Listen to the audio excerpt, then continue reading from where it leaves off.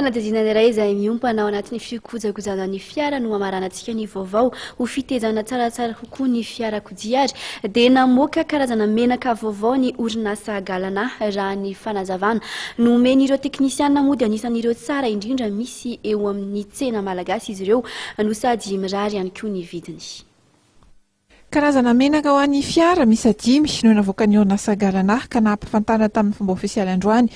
teny Akorondrano. Tsinareo fa ny G Platinum 5W40, ny G Suprême 500 15W40, ny G Énergie 500 SAE40, ny G2T 2 temps, ny G Power 500 20W50.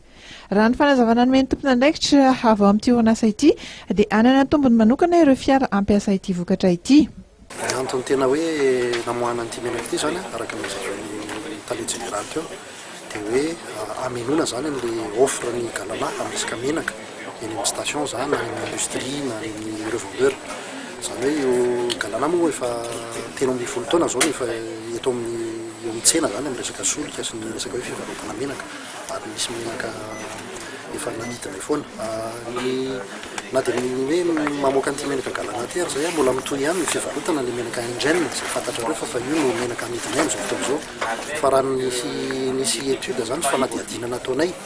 fanontaniana ny vahoaka na teny amin'ny station io na amin'ny entreprise io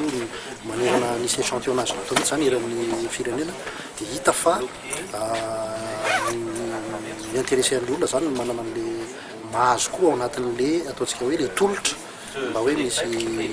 menaka vaovao amin'le marikanay ary vonina le olona zany ny akabeazan'le olona zay manaovana an'le enquête. Izy ireo zany amin'ny hoe menaka moa zany hitanareo fa ny tomobile misy isan-karazany dia isan-karazany koa zany le menaka misy zany le hoe SAE40 le huile monocrate zany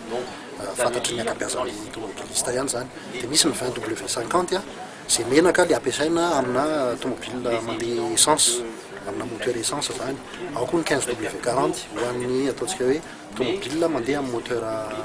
diesel zany na turbo diesel. Dia misy anankiray koa zany 5W40 zay menaka iny menaka tena ataontsika hoe avolenta indrindra zay sady afaka mandeha ny moteur essence ny moteur diesel na turbo na tsy zay afaka anaovana espace de vidange lavalava koa zany satria avolenta kokoa zany ny caractéristique. Dia ny farany misy an'le huile moteur tout temps. Le moteur tout temps moa fantatsika fa hitontsika betsaka ny scooter dia be dia be ny scooter le huile mélange atao amin'ny essence reny zany dia fampiasa ho anna scooter tout temps zany. Zay mahatonga hoe misy isan-karazany izy zany sy le tolotra zany fanitsy tsara amin'le mety ho angatahan'le tsena. Ireo teknisian'ny Galana moa izay nanamafy ko fa sady tsara no mirary ireto menaka vaovao ireto raha amin'ny ohatran'ny hafa izay eninivon'ny tsena amin'izao fotoana izao. Manomboka androany moa dia efa azo dina eny amin'ireo tombontsolika Galana misy 520 manerana nosy izy ireto. Atreto koa raha ny vaovao antsika indray tamin'izao takariva izao isaorana sy ankasitrahana hatrany ianao nanaraka ny vaovao hatramin'ny farany mametraka ny veloma mandrapitafa ho amin'ny rampitso hatrany mbofo ny vaovao ny farana hatreo fa ny fandarana eto amin'ny fahitalavitra matv kosa dia mitohy hatrany izany mirary alina finaritra ary tompoko lahy tompoko vavy.